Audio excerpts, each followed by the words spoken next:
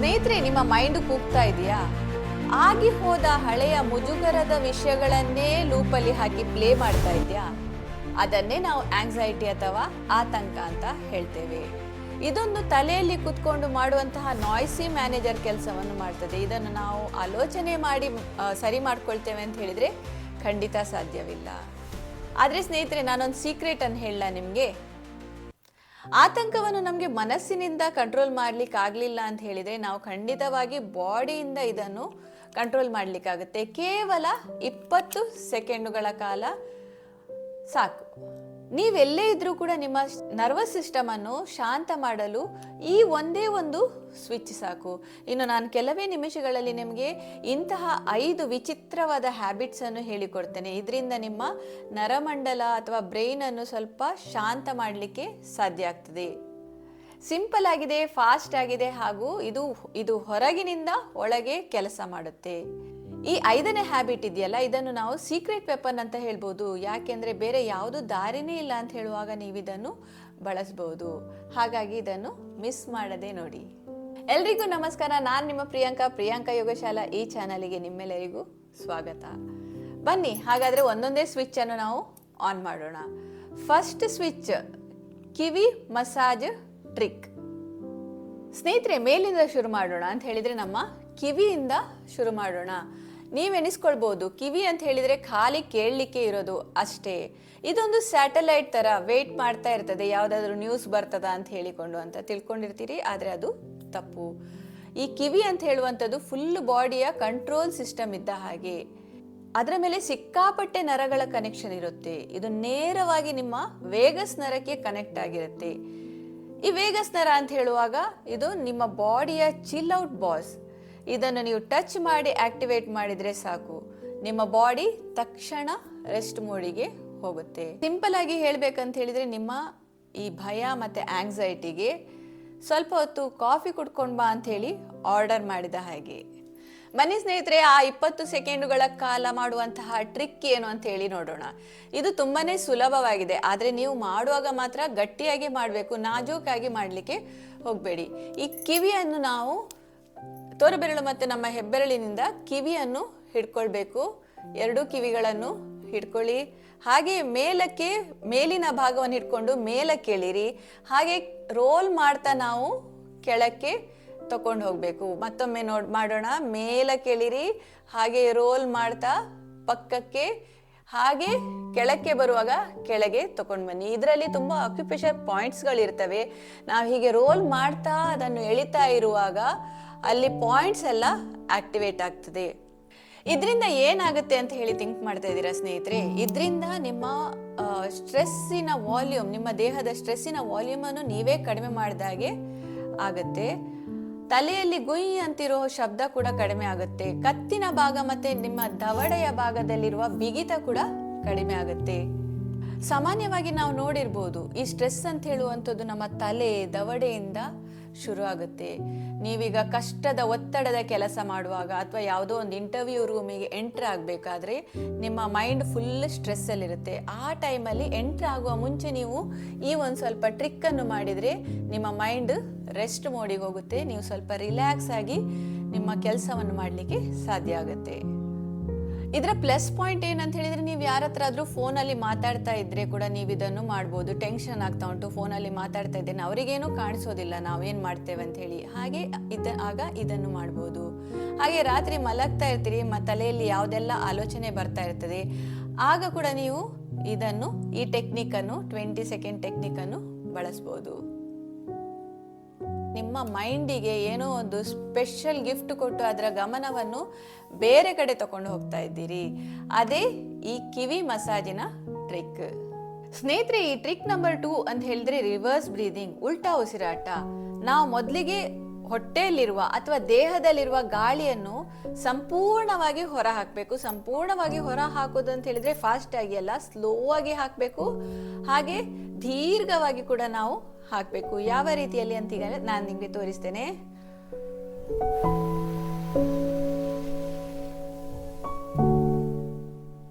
ಮತ್ತೊಮ್ಮೆ ಪುಟ್ಟ ಉಸಿರನ್ನು ಒಳಗೆ ತಗೊಳ್ಳಿ.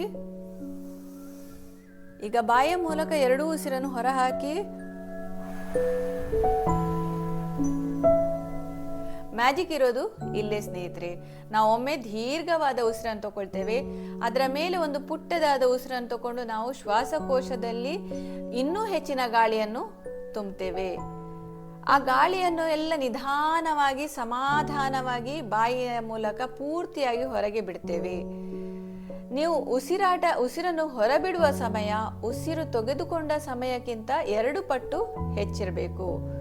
ಇದನ್ನು ನಾವು ಒಂದು ಸೈಕಲ್ ಅಂತ ಹೇಳ್ಬೋದು. ಒಂದು ಪೂರ್ಣ ಉಸಿರು, ಅದರ ಮೇಲೆ ಒಂದು ಪುಟ್ಟ ಉಸಿರು, ಆಮೇಲೆ ದೀರ್ಘವಾಗಿ ಇದನ್ನು ನಾವು ಹೊರಬಿಡುವಂಥದ್ದು.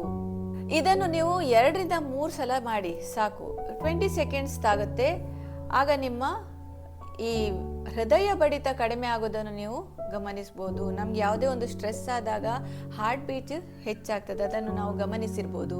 ಈ ರೀತಿಯಾಗಿ ನಾವು ಉಲ್ಟಾ ಉಸಿರಾಟ ರಿವರ್ಸ್ ಬ್ರೀದಿಂಗ್ ಮಾಡುವಾಗ ನಮ್ಮ ಹೃದಯ ಬಡಿತ ಕಡಿಮೆ ಆಗ್ತದೆ, ನಾವು ಕಾಮ್ ಆಗ್ತೇವೆ, ಹಾಗೆ ನಮ್ಮ ಸ್ಟ್ರೆಸ್ಸು ಕೂಡ ಕಡಿಮೆ ಆಗ್ತದೆ. ಈ ಸುದೀರ್ಘವಾಗಿ ನಾವು ಎಕ್ಸೇಲ್ ನಿಶ್ವಾಸ ಮಾಡ್ತೇವಲ್ಲ, ಅದೇ ಇಲ್ಲಿರುವಂತಹ ಸೀಕ್ರೆಟ್. ಆ ಎಕ್ಸೇಲ್ನಿಂದಲೇ ನಮ್ಮ ಈ ವೇಗಸ್ ನರ್ವ್ ಆಕ್ಟಿವೇಟ್ ಆಗ್ತದೆ, ಹಾಗೆ ನಮ್ಮ ಸ್ಟ್ರೆಸ್ ಕೂಡ ಕಡಿಮೆ ಆಗ್ತದೆ. ಸ್ನೇಹಿತರೆ, ನಾವು ಒಂದು ದೊಡ್ಡ ಉಸಿರನ್ನು ತಗೊಳ್ತೇವೆ, ಅದರ ಮೇಲೆ ನಾನು ಒಂದು ಪುಟ್ಟ ಉಸಿರನ್ನು ತಗೊಳ್ಳಿ ಅಂತ ಹೇಳಿದ್ದೆ. ಈ ಸಣ್ಣ ಉಸಿರು ಇದೆಯಲ್ಲ, ಇದು ನಮ್ಮ ಶ್ವಾಸಕೋಶದೊಳಗಿರುವ ಗಾಳಿಯ ಚೀಲವನ್ನು ಉಬ್ಬುವಂತೆ ಮಾಡ್ತದೆ. ನಾವು ಯಾವಾಗಲೂ ಸ್ಟ್ರೆಸ್ಸಲ್ಲಿರುವಾಗ ಈ ಏರ್ ಸ್ಯಾಕ್ ಅಂತ ಹೇಳಿದರೆ ಗಾಳಿಯ ಚೀಲಗಳು ಮುದುಡಿಕೊಂಡಿರ್ತವೆ.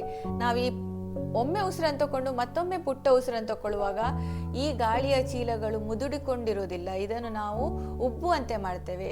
ಆಗ ನಮ್ಮ ಈ ಸ್ಟ್ರೆಸ್ ಲೆವೆಲ್ ಕಡಿಮೆ ಆಗ್ತದೆ. ಸ್ನೇಹಿತರೆ, ನಾವಿಲ್ಲಿ ಏನ್ ಮಾಡ್ತಾ ಇದ್ದೇವೆ ಅಂತ ಹೇಳಿದ್ರೆ ಕಾರ್ಬನ್ ಡೈಆಕ್ಸೈಡ್ ಅನ್ನು ಹೊರಗೆ ಹಾಕ್ತಾ ಇದ್ದೇವೆ. ಸ್ಟ್ರೆಸ್ ಗ್ಯಾಸ್ ಅಂತಾನೆ ಹೇಳ್ಬೋದು ಇದಕ್ಕೆ. ಹಾಗೆ ಮಾಡ್ತಾ ಮಾಡ್ತಾ ನಾವು ಹಾರ್ಟಿಗೆ ಕೂಡ ಸ್ವಲ್ಪ ಬ್ರೇಕ್ ಹಾಕ್ತಾ ಇದ್ದೇವೆ. ಸ್ನೇಹಿತರೆ, ಯಾವಾಗ ನಿಮ್ಮ ಎದೆ ಬಡಿತ ಜೋರಾಗುತ್ತೆ ಅಥವಾ ನಿಮ್ಗೆ ಕಿರಿಕಿರಿ ಆಗ್ತಾ ಇರುತ್ತೆ, ಯಾವುದೋ ಒಂದು ಮೇಲ್ ಬರ್ತದೆ ನಿಮ್ಮ ಡೆಸ್ಕ್ ಅಲ್ಲಿ ಕೂತ್ಕೊಂಡು ಕೆಲಸ ಮಾಡುವಾಗ, ಆಗ ನೀವು ಈ ಟೆಕ್ನಿಕ್ ಅನ್ನು ಯೂಸ್ ಮಾಡ್ಬೋದು. ಇದು ಇನ್ಸ್ಟೆಂಟ್ ಆಗಿ ನಿಮ್ಗೆ ರಿಲೀಫ್ ಅನ್ನು ಕೊಡುತ್ತೆ. ಯಾರ ಕಣ್ಣಿಗೂ ಕಾಣಿಸೋದಿಲ್ಲ. ನೀವು ಡೆಸ್ಕ್ ಮೇಲೆ ಮಾಡ್ತಾ ಇದ್ರೆ ಕೂಡ ಇದನ್ನು ಯಾರಿಗೂ ಗೊತ್ತಾಗೋದು ಇಲ್ಲ. ಇಲ್ಲಿ ನೀವು ಬರೀ ಉಸಿರಾಡ್ತಾ ಇಲ್ಲ, ಬದಲಾಗಿ ಆತಂಕದ ಉಸಿರನ ಮೂಲಕ ಹೊರ ಹಾಕಿ ಶಾಂತಿಗೆ ಜಾಗ ಮಾಡಿ ಕೊಡ್ತಾ ಇದ್ದೀರಿ. ಓಕೆ, ನಾವೀಗ ಕಿವಿ ಮತ್ತೆ ಉಸಿರಾಟದ ಮೂಲಕ ರೀಸೆಟ್ ಆಗಿದ್ದೇವೆ. ಈಗ ಸ್ವಲ್ಪ ಕೆಳಗೆ ಅಂತ ಹೇಳಿದ್ರೆ ಕಾಲ ಹತ್ರ ಬರೋಣ. ಅಲ್ಲಿ ಕಾಲುಗಳನ್ನು ಯೂಸ್ ಮಾಡಿಕೊಂಡು ಹೇಗೆ ಗ್ರೌಂಡೆಡ್ ಆಗೋದು ಅಂತ ಹೇಳಿ ನೋಡೋಣ. ಹ್ಯಾಬಿಟ್ ನಂಬರ್ 3, ಪಾದದ ಟ್ಯಾಪಿಂಗ್. ಆತಂಕ ಅಂತ ಹೇಳಿದ್ರೆ ಏನು ಸ್ನೇಹಿತರೆ? ಆತಂಕ ಅಂತ ಹೇಳಿದ್ರೆ ನಿಮ್ಮ ಈ ಮೆದುಳು ಭವಿಷ್ಯಕ್ಕೆ ಹೋಗಿ ಫ್ರೀ ಟ್ರಿಪ್ ಮಾಡಿಕೊಂಡು ಬರ್ತಾ ಇರ್ತದೆ. ನಿಮ್ಮ ತಲೆಯಲ್ಲಿ ಇನ್ನೂ ಆಗದೇ ಇರೋ ಯಾವುದೋ ಒಂದು ದುರಂತದ ಸಿನಿಮಾ ಓಡ್ತಿರುತ್ತೆ. ಇದನ್ನು ಕ್ಯಾನ್ಸಲ್ ಮಾಡಬೇಕು ಅಂದರೆ ನೀವು ಈ ಕ್ಷಣಕ್ಕೆ ನಿಮ್ಮ ದೇಹವನ್ನು ವಾಪಸ್ ತರಬೇಕು. ವರ್ತಮಾನಕ್ಕೆ ಮರಳಲು ನಿಮ್ಮ ಕಾಲುಗಳಿಂದ ಉತ್ತಮ ಆಧಾರ ಬೇರೆ ಯಾವುದೂ ಇಲ್ಲ. ಆದರೆ ಬರೀ ನೆಲವನ್ನು ಅನುಭವಿಸೋದಷ್ಟೇ ಅಲ್ಲ, ಒಂದು ಸೀಕ್ರೆಟ್ ಕೋಡ್ ಮೂಲಕ ನೀವು ನೆಲದ ಜೊತೆ ಮಾತಾಡ್ತೀರಾ. ಅದೇ ಫುಟ್ ಗ್ರೌಂಡಿಂಗ್ ಟ್ಯಾಪ್. ಇದನ್ನು ನೀವು ನಿಂತ್ಕೊಂಡು ಅಥವಾ ಕೂತ್ಕೊಂಡು ಮಾಡ್ಬೋದು, ಮತ್ತು ಆ ಶೂಸ್ ಇದ್ರೆ ಕೂಡ ಮಾಡ್ಬೋದು, ಶೂಸ್ ಇಲ್ಲದಿದ್ರೆ ಕೂಡ ಮಾಡ್ಬೋದು. ಶೂಸ್ ಇಲ್ಲದಿದ್ರೆ ಒಂದು ಲೆಕ್ಕದಲ್ಲಿ ಒಳ್ಳೆಯದು. ಇದನ್ನು ಯಾವ ರೀತಿಯಲ್ಲಿ ಮಾಡೋದು ಅಂತ ಹೇಳಿದ್ರೆ, ನಿಮ್ಮ ಕಾಲಿನ ಹಿಮ್ಮಡಿ ಫಸ್ಟಿಗೆ ಮೊದಲಿಗೆ ಕುಳಿತುಕೊಳ್ಳಿ, ಕಾಲುಗಳನ್ನು ಫೀಲ್ ಮಾಡಿಕೊಳ್ಳಿ, ಕಾಲಿನ ಪಾದ ಅದರ ಹಿಮ್ಮಡಿಯನ್ನು ಫೀಲ್ ಮಾಡಿಕೊಳ್ಳಿ. ಈಗ ನಿಧಾನವಾಗಿ ಕಾಲಿನ ಬೆರಳು ನೆಲದ ಮೇಲೆ ಇರಲಿ, ನಿಮ್ಮ ಹಿಮ್ಮಡಿಯನ್ನು ಮಾತ್ರ ನೆಲದಿಂದ ಸ್ವಲ್ಪ ಮೇಲಕ್ಕೆ ತೆಗೆದುಕೊಂಡು ಹೋಗಿ. ಈಗ ಒಂದು ಕಾಲಿನ ಹಿಮ್ಮಡಿಯನ್ನು ನೆಲಕ್ಕೆ ತಾಗಿಸಿ, ಹಾಗೆ ಇನ್ನೊಂದು ಕಾಲಿನ ಹಿಮ್ಮಡಿಯನ್ನು ನೆಲಕ್ಕೆ ತಾಗಿಸಿ. ಈ ರೀತಿಯಾಗಿ ನೀವು ಟ್ಯಾಪ್ ಅನ್ನು ಮಾಡ್ತಾ ಇರಬೇಕು. ಒಮ್ಮೆ ಒಂದು ಹಿಮ್ಮಡಿ, ಇನ್ನೊಮ್ಮೆ ಇನ್ನೊಂದು ಹಿಮ್ಮಡಿ. ಇದು ಜೋರಾಗಿ ತುಳಿಯೋದಲ್ಲ, ಬದಲಾಗಿ ತುಂಬಾ ಎಚ್ಚರಿಕೆಯಿಂದ ನೆಲಕ್ಕೆ ಮೆಲ್ಲಗೆ ತಟ್ಟೋದು. ನೀವು ಟ್ಯಾಪ್ ಮಾಡ್ತಾ ಮಾಡ್ತಾ ನಿಮ್ಮ ಗಮನವನ್ನು ಬದಲಾಯಿಸಿ. ಈ ಟ್ಯಾಪ್ ಮಾಡ್ತಾ ಇರುವಾಗ ನಿಮ್ಮ ಕಾಲಿನಿಂದ ಸಂವೇದನೆಗಳು ಸ್ಪೈನಲ್ ಕಾರ್ಡ್ ತನಕ ಹೋಗ್ತದೆ, ಅದನ್ನು ಗಮನಿಸಿ. ಹಾಗೆ ಪ್ರತಿ ಬಾರಿ ಟ್ಯಾಪ್ ಮಾಡಿದಾಗಲೂ ನೀವು ಶಾಂತಿಯ ಮೊಳೆಯನ್ನು ನೆಲಕ್ಕೆ ಹೊಡಿತಿದ್ದೀರಾ ಅಂತ ಕಲ್ಪನೆ ಮಾಡ್ಕೊಳ್ಳಿ. ನೀವು ಒಂದು ಮರ ಇದ್ದ ಹಾಗೆ. ಆತಂಕ ಅನ್ನೋದು ಬರೀ ನಿಮ್ಮ ರೆಂಬೆ ಕೊಂಬೆಗಳ ನಡುವೆ ಬೀಸುತ್ತಿರುವ ಗಾಳಿ ಅಷ್ಟೇ ಸ್ನೇಹಿತರೆ. ನಿಮ್ಮ ಬೇರುಗಳು ಮಾತ್ರ ಗಟ್ಟಿಯಾಗಿವೆ. ಕೇವಲ 20 ಸೆಕೆಂಡ್ ಹೀಗೆ ರಿದಮಿಕ್ ಆಗಿ ಟ್ಯಾಪ್ ಮಾಡಿದರೆ ಸಾಕು. ಅಷ್ಟಕ್ಕೂ ಇಲ್ಲಿ ಏನಾಗುತ್ತೆ, ನೀವು ನಿಮ್ಮ ದೇಹವನ್ನೇ ಒಂದು ಆಧಾರವಾಗಿ ಬಳಸ್ಕೊಳ್ತಿದ್ದೀರಿ. ಈ ಪುನರಾವರ್ತಿತ ಚಲನೆ ನಿಮ್ಮ ಮೆದುಳಿಗೆ ಒಂದು ಸಿಂಪಲ್ ಸಿಂಪಲ್ ಕೆಲಸ ಮಾಡಿಕೊಡುತ್ತೆ. ಇದು ತುಂಬಾನೇ ಬೋರಿಂಗ್ ಕೆಲಸ ಸ್ನೇಹಿತರೆ. ಆತಂಕಕ್ಕೆ ಯಾವಾಗಲೂ ಡ್ರಾಮಾ ಅಂತ ಹೇಳಿದ್ರೆ ತುಂಬಾ ಇಷ್ಟ. ಬೋರಿಂಗ್ ಕೆಲಸ ಅಂತ ಹೇಳಿದ್ರೆ ಅದು ಆತಂಕ ಹತ್ರ ಕೂಡ ಬರೋದಿಲ್ಲ. ನೀವು ಯಾವುದೋ ಕ್ಯೂನಲ್ಲಿ ನಿಂತಿರ್ತೀರಿ ಅಥವಾ ಡೆಸ್ಕ್ ಎದುರಿಗೆ ಕೂತ್ಕೊಂಡಿರ್ತೀರಿ, ನಿಮ್ಮ ಮನಸ್ಸು ಎಲ್ಲೆಲ್ಲೋ ಅಲ್ದಾಡ್ತಾ ಇರ್ತದೆ. ಆದರೆ ಆ ಮನಸ್ಸನ್ನು ಮತ್ತೊಮ್ಮೆ ದೇಹದೊಟ್ಟಿಗೆ ಕನೆಕ್ಟ್ ಮಾಡಲಿಕ್ಕೆ, ಪ್ರೆಸೆಂಟಲ್ಲಿ ತರಲಿಕ್ಕೆ ಇದೊಂದು ಅದ್ಭುತವಾದ ಟೆಕ್ನಿಕ್ ಅಂತ ಹೇಳ್ಬೋದು. ನೀವು ಕಾಲನ್ನು ಟ್ಯಾಪ್ ಮಾಡ್ತಾ ಇದ್ರೆ ಮನಸ್ಸು ಎಲ್ಲೆಲ್ಲಿ ಅಲ್ದಾಡ್ಲಿಕ್ಕೆ ಹೋಗೋದಿಲ್ಲ. ಮತ್ತೊಮ್ಮೆ ಮನಸ್ಸು ಅಲ್ದಾಡ್ಲಿಕ್ಕೆ ಹೋದರೆ ಕೂಡ ಮತ್ತೊಮ್ಮೆ ನಿಮ್ಮ ವರ್ತಮಾನಕ್ಕೆ ಬರುತ್ತೆ, ಪ್ರೆಸೆಂಟಿಗೆ ಬರುತ್ತೆ. ಆದರೆ ನಮ್ಮ ಶಾಂತಿ ಇರುವಂಥದ್ದು ನಮ್ಮ ಪ್ರೆಸೆಂಟಲ್ಲಿ ಸ್ನೇಹಿತರೆ. ಹಾಗಾಗಿ ನಾವು ವರ್ತಮಾನಕ್ಕೆ ಮರಳಿ ಬರಬೇಕು. ಓಕೆ ಸ್ನೇಹಿತರೆ, ನಮ್ಮ ಬಾಡಿಯ ಸ್ಟ್ರೆಸ್ ಸ್ಟೋರೇಜ್ ಯೂನಿಟ್ ಅಂತ ಇದೆ. ಅದರ ಬಗ್ಗೆ ನೀವು ಯಾವಾಗಲೂ ಯೋಚನೆನೇ ಮಾಡಿರಲಿಕ್ಕಿಲ್ಲ. ಈಗ ನೆಕ್ಸ್ಟ್ ಟ್ರಿಕ್ಕಲ್ಲಿ ಅಥವಾ ನೆಕ್ಸ್ಟ್ ಹ್ಯಾಬಿಟಲ್ಲಿ ನಾನು ಅದರ ವಿಷಯವಾಗಿ ಹೇಳ್ತಾ ಇದ್ದೇನೆ. ಹ್ಯಾಬಿಟ್ ನಂಬರ್ 4, ಚೀಕ್ ಬೋನ್ ರಿಲೀಸ್, ಕೆನ್ನೆಯ ಮೂಳೆಯ ರಿಲೀಸ್. ಈ ಆತಂಕ ಅಂತ ಹೇಳುವಂಥದ್ದು ಎಲ್ಲಿರುತ್ತೆ ಸ್ನೇಹಿತರೆ? ಹೆಚ್ಚಿನ ಜನರಿಗೆ ಇದು ಆತಂಕ ಅಂತ ಹೇಳುವಂಥದ್ದು ಇಲ್ಲಿ ದವಡೆಯಲ್ಲಿರುತ್ತೆ. ದಿನವಿಡೀ ಅಂತಲ್ಲ, ರಾತ್ರಿ ಮಲಗುವಾಗ ಕೂಡ ಅವರು ಹಲ್ಲನ್ನು ಕಚ್ಚಿಕೊಂಡೇ ಮಲಗಿರ್ತಾರೆ. ಜಗತ್ತಿನ ಇಡೀ ಭಾರವನ್ನು ತಮ್ಮ ಮುಖದ ಎರಡೂ ಕಡೆಗೆ ಹೊತ್ತಿರ್ತಾರೆ. ಆದರೆ ಈ ಬಿಗಿತ ಬರೀ ಸ್ನಾಯುಗಳಲ್ಲಿ ಇರಲ್ಲ, ಆದರೆ ಅಟ್ಯಾಚ್ಮೆಂಟ್ ಪಾಯಿಂಟ್ಗಳಲ್ಲಿ ಇರುತ್ತೆ. ಅಸಲಿ ಜಾಗ ಇರೋದು ಇಲ್ಲೇ. ಈಗ ನಿಮ್ಮ ಬೆರಳುಗಳನ್ನು ಮುಖದ ಮೇಲೆ ಇಟ್ಕೊಳ್ಳಿ. ಮುಖದಿಂದ ನಿಧಾನವಾಗಿ ಅಂತ ಹೇಳಿದ್ರೆ ಕಣ್ಣಿನ ಸ್ವಲ್ಪ ಕೆಳಗೆ ಈ ರೀತಿಯಾಗಿ ಪ್ರೆಸ್ ಮಾಡಿ. ಇಲ್ಲಿ ಚೀಕ್ ಬೋನ್ ಇರುವಂಥದ್ದು. ಇಲ್ಲಿಂದ ಸ್ವಲ್ಪ 1 ಇಂಚ್ ಕೆಳಗೆ ಹೋಗುವಾಗ ಅಲ್ಲಿ ಒಂದು ಹೊಂಡದ ಜಾಗ ಸಿಗುತ್ತೆ. ಅಲ್ಲಿಂದ ಸ್ವಲ್ಪ ಕೆಳಗೆ ನಿಮಗೆ ಇಲ್ಲಿ ಗಟ್ಟಿಯಾದ ಒಂದು ಜಾಗ ಸಿಗುತ್ತೆ. ಇದನ್ನು ಮ್ಯಾಸೆಟರ್ ಮಸಲ್ ಅಂತ ಹೇಳ್ತೇವೆ. ಇದು ಕಲ್ಲಿನ ಹಾಗೆ ಗಟ್ಟಿಯಾಗಿರುತ್ತೆ. ಈಗ ನಾವೇನ್ ಮಾಡ್ಬೇಕು ಅಂತ ಹೇಳಿದ್ರೆ ಬಾಯಿಯನ್ನು ನಿಧಾನವಾಗಿ ಓ ಆಕಾರದಲ್ಲಿ ಇಟ್ಕೊಳ್ಬೇಕು. ಹಾಗೆ ಇದನ್ನು ಪ್ರೆಸ್ ಮಾಡ್ತಾ ಇರಬೇಕು. ಓ, ಹಾಗೆ ಬಾಯನ್ನು ಮುಚ್ಕೊಳ್ಳಿ, ಕ್ಲೋಸ್ ಮಾಡಿ. ಓ, ಕ್ಲೋಸ್, ಓ, ಕ್ಲೋಸ್. ಆದಷ್ಟು ಸ್ವಲ್ಪ ಗಟ್ಟಿಯಾಗಿ ಪ್ರೆಸ್ ಮಾಡಿ. ಹೀಗೆ 10 ರಿಂದ 15 ಸೆಕೆಂಡ್ ಮಾಡಿ. ನೀವು ಉಸಿರು ಬಿಡುವಾಗ ನಿಮ್ಮ ಮುಖದಲ್ಲಿರುವ ಟೆನ್ಷನ್ ಪೂರ್ತಿ ಹೊರ ಹೋಗ್ತಿದೆ ಅಂತ ಕಲ್ಪಿಸ್ಕೊಳ್ಳಿ. ಈಗ ನಿಮ್ಮ ಬೆರಳುಗಳನ್ನು ಬಿಟ್ಟಾಗ ನಿಮ್ಗೆ ಒಂದು ಮ್ಯಾಜಿಕ್ ತರ ಫೀಲ್ ಆಗುತ್ತೆ ಸ್ನೇಹಿತರೆ. ಇಲ್ಲಿಂದ ಒಂದು ಹೋದ ರಿಲ್ಯಾಕ್ಸೇಷನ್ ನಿಮ್ಮ ಹಣೆಯ ತನಕ ಹೋಗಿ, ನಿಮ್ಮ ತಲೆ ತನಕ ಹೋಗಿ, ನಿಮ್ಮ ಕಣ್ಣುಗಳು ಕೂಡ ರಿಲ್ಯಾಕ್ಸ್ ಆದ ಹಾಗೆ ಫೀಲಿಂಗ್ ಬರ್ತದೆ. ಯಾಕೆ ಗೊತ್ತಾ? ದವಡೆ ಸಡಿಲಾದ ತಕ್ಷಣ ನಿಮ್ಮ ಮೆದುಳಿಗೆ ಎಲ್ಲ ಆರಾಮವಾಗಿದೆ, ಆಲ್ ಇಸ್ ವೆಲ್ ಅಂತ ಹೇಳುವ ಬಲವಾದ ಸಂದೇಶ ಹೋಗುತ್ತೆ. ನಿಮ್ಮ ಮುಖ ಸಾಫ್ಟ್ ಆಗಿದ್ದಾಗ ಮೆದುಳಿಗೆ ಭಯ ಪಡೋಕೆ ಸಾಧ್ಯನೇ ಇಲ್ಲ. ನಿಮ್ಮ ಮುಖ ಮತ್ತು ಸ್ನಾಯುಗಳು ಸಾಫ್ಟ್ ಆಗಿದ್ದಾಗ ಮೆದುಳಿಗೆ ಗಾಬರಿ ಅಥವಾ ಆತಂಕ ಪಡೋದು ತುಂಬಾನೇ ಕಷ್ಟ. ಸ್ನೇಹಿತರೆ, ಬೆಳಿಗ್ಗೆ ನಿದ್ದೆಯಿಂದ ಹಾಸಿಗೆಯಿಂದ ಎದ್ದ ಕೂಡಲೇ ನೀವು ಇದನ್ನು ಮಾಡ್ಬೋದು. ಅಥವಾ ದಿನನಿತ್ಯದಲ್ಲಿ ನೀವು ಯಾವುದೋ ಒಂದು ಕೆಲಸ ಮಾಡ್ತಾ ಇರ್ತೀರಿ, ನಿಮಗೆ ಗೊತ್ತಿಲ್ಲದ ಹಾಗೆ ನೀವು ದವಡೆ ಹಲ್ಲನ್ನು ಗಟ್ಟಿಯಾಗಿ ಕಚ್ಚಿ ಹಿಡಿದುಕೊಂಡಿರ್ತೀರಿ. ಆ ಟೈಮಲ್ಲಿ ಇದನ್ನು ಮಾಡಿ. ಅಥವಾ ನೀವು ಊಟದ ಮುಂಚೆ ಮಾಡಿದರೆ ನಿಮ್ಮ ಇದು ಜೀರ್ಣಕ್ರಿಯೆ ಕೂಡ ಒಳ್ಳೆ ರೀತಿಯಲ್ಲಿ ಆಗುತ್ತೆ. ನಿಮಗೆ ಯಾವಾಗ ನಿಮ್ಮ ಹಲ್ಲುಗಳು ಪರಸ್ಪರ ಒಂದಕ್ಕೊಂದು ಒತ್ತುತ್ತಿವೆ ಅಂತ ಅನಿಸುತ್ತೋ ಆ ಕೂಡಲೇ ಈ ಟ್ರಿಕ್ ಬಳಸಿ. ಇದು ನಿಮ್ಮ ಬಾಡಿಯ ಸ್ಟ್ರೆಸ್ ಅನ್ನು ರಿಲೀಸ್ ಮಾಡೋ ಒಂದು ಮ್ಯಾನ್ಯುವಲ್ ಹ್ಯಾಕ್. ಸ್ನೇಹಿತರೆ, ಇಲ್ಲಿವರೆಗೆ ನಾವು 4 ಪವರ್ಫುಲ್ ಟ್ರಿಕ್ ಅನ್ನು ನೋಡಿದ್ವಿ. ಈಗ ಫಾರ್ ಎಕ್ಸಾಂಪಲ್ ನೀವು ಸ್ಟೇಜ್ ಮೇಲಿದ್ದೀರಿ ಅಥವಾ ಯಾವುದೋ ಒಂದು ಮೀಟಿಂಗಲ್ಲಿ ಎದುರಿಗೆ ಕುಳಿತುಕೊಂಡಿದ್ದೀರಿ. ಆಗ ಈ ಕಿವಿ ಎಳೆಯುವಂತಹ ಟ್ರಿಕ್ ಅಥವಾ ಕಾಲ್ ಟ್ಯಾಪ್ ಮಾಡುವಂತಹ ಟ್ರಿಕ್ ಇದನ್ನೆಲ್ಲ ಮಾಡಲಿಕ್ಕೆ ಆಗೋದಿಲ್ಲ. ಹಾಗಾಗಿ ನಾನೀಗ ಒಂದು ಸೈಲೆಂಟ್ ಆಗಿ ಮಾಡುವಂತಹ ಒಂದು ಟ್ರಿಕ್ ಅನ್ನು ನಿಮಗೆ ನೆಕ್ಸ್ಟ್ ತಿಳಿಸಿಕೊಡ್ತೇನೆ.